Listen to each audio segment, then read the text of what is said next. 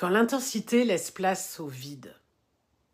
Au début, tout est intense, tu te sens enfin choisi, tu es bien. Et puis, sans comprendre pourquoi, quelque chose en toi finit par se fermer. Tu ne sais pas expliquer ce qui cloche, mais tu sens que quelque chose ne va pas. Ce que beaucoup de personnes vivent aujourd'hui, on appelle le love bombing. Le love bombing, je ne le prononce pas très bien, est une stratégie relationnelle d'intensification affective rapide utilisée pour créer une dépendance émotionnelle. Et c'est souvent observé dans des contextes de relations abusives et manipulatoires. Il y a des sources qui documentent ce pattern relationnel. Et on peut voir que sur TikTok, sur Instagram, le hashtag lovebombing a explosé de plus de 250% entre 2022 et 2025, qui montre une montée et une prise de conscience de ce pattern.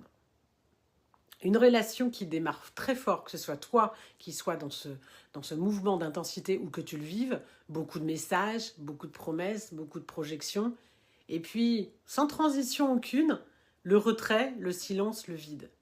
Et ce qui marque le plus dans ce phénomène, c'est pas la fin, c'est finalement le gap, le contraste entre l'intensité du début et l'absence soudaine, ce vide dans cette relation qui était souvent très jeune. Psychologiquement, le love bombing est déstabilisant parce qu'il active très vite l'attachement. Et le chaud et froid, c'est bien connu, hein. L'intensité relationnelle rapide stimule l'ocytocine, c'est-à-dire le lien, la dopamine. Le cerveau interprète ça comme un début de sécurité et on s'habitue très vite. Et je vous encourage à regarder les travaux d'Hélène Fisher sur l'attachement. Et quand cette stimulation de ces hormones disparaît brutalement, forcément, le système nerveux vit une chute. Et cette dynamique active aussi le système de stress, le cortisol, qui va renforcer l'alerte émotionnelle quand cette stimulation disparaît. Donc le love bombing marque autant parce qu'il active très vite l'attachement. Donc quand une relation est très intense très vite, le cerveau libère des hormones du lien et de la récompense très vite, et il interprète ça comme un début de sécurité.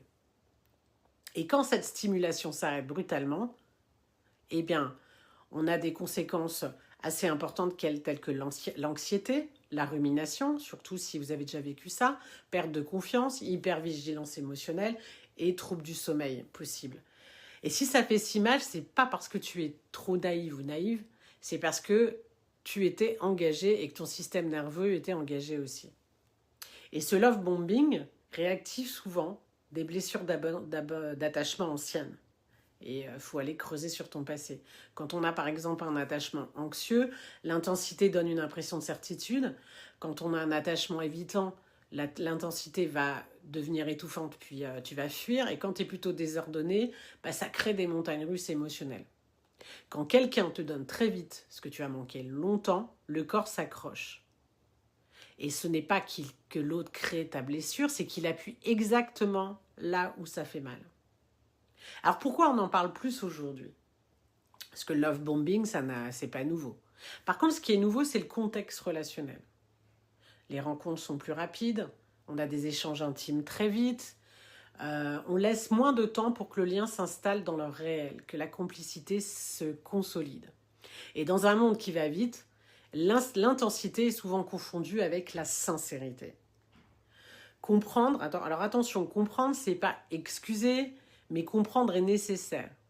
Souvent, les motivations de ces personnes-là, c'est la peur de l'abandon, un besoin de validation, de plaire, de l'immaturité émotionnelle, je trouve que ça, c'est de plus en plus vrai, et difficulté donc à rester dans la durée. Alors, c'est pas toujours des personnes mal intentionnées, mais en tout cas, ce qui est sûr, c'est que c'est des personnes qui ne savent pas aimer dans le temps. Alors, le love bombing n'a pas qu'une seule forme, et c'est important de le dire, parce que le vécu n'est pas le même selon le contexte. Sur les applications, il y a beaucoup de liens qui se créent par message, très intime, très rapide, mais sans ancrage réel. Et quand ça s'arrête, on peut considérer ça comme une perte. Ça peut être une relation courte, très intense, la passion, tout va vite, on se voit beaucoup. Il y a un sentiment d'évidence, sans conflit. Dans les relations plus longues, l'intensité peut durer parfois des mois. Mais quand la relation demande de la stabilité ou de l'engagement, quelque chose se fuit.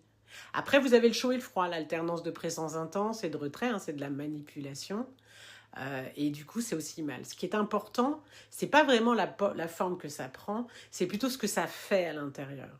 Dans tous les cas, le corps s'attache à quelque chose qui n'a pas la capacité de durer, et c'est important d'y faire attention. Et c'est vraiment ce décalage entre ce qui a été ressenti et ce qui peut être soutenu dans le temps, c'est ça qui abîme. Peu importe la forme, le point commun est toujours le même, le lien se crée vite, mais pas dans la durée. Et ça, attention aux gens qui s'enflamment dès le départ de la relation. Et quand on a vécu ça, on ne se méfie pas de l'amour, on se méfie de l'instabilité. Les red flags, c'est important d'avoir des red flags. Quand vous avez quelqu'un qui vous fait des déclarations très rapides, qui se projette très vite avec un rythme un peu imposé, pas de curiosité réelle vers ce que tu es, là c'est un problème. Parce que l'amour, c'est pas un rythme, c'est du temps qu'on s'accorde. Et le problème, c'est qu'après une expérience comme celle-là, beaucoup de gens ont peur d'aimer. En réalité, elles ont surtout peur de revivre cette instabilité émotionnelle. Et c'est important de mettre en place des choses pour se préserver de ces gens qui aiment trop vite et pas du tout, ou finalement profondément. Parce que c'est pas l'amour qui fait peur, c'est l'instabilité et la non-continuité de cette intensité. Donc dans la relation que tu peux vivre ou que tu as vécu, est-ce que tu te sentais en sécurité, ou alors est-ce que tu te sentais constamment stimulé? C'est important de mettre des mots sur ces expériences. Ce n'est pas s'enfermer dans le passé, c'est plutôt apprendre avec la lucidité.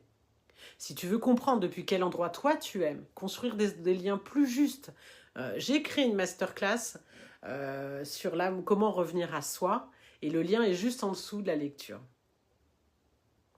En tout cas, ce qui est important, c'est qu'une relation se consolide dans le temps, la complicité se construit. Il ne faut pas aller trop vite. Quand quelqu'un vous annonce... Alors, on peut tomber amoureux et savoir que cette personne vous plaît profondément, mais l'amour, ce ne sont pas des mots, ce sont des preuves, des actions. Donc, faites attention, surtout avec les nouveaux moyens de communication qui existent aujourd'hui, qui sont somme toute bien dans l'absolu, s'ils sont bien gérés et si les gens derrière les écrans ou les gens derrière, enfin qui sont là pour amener une relation plus longue, soient sérieuses. Faites attention à vous et je vous dis à très vite.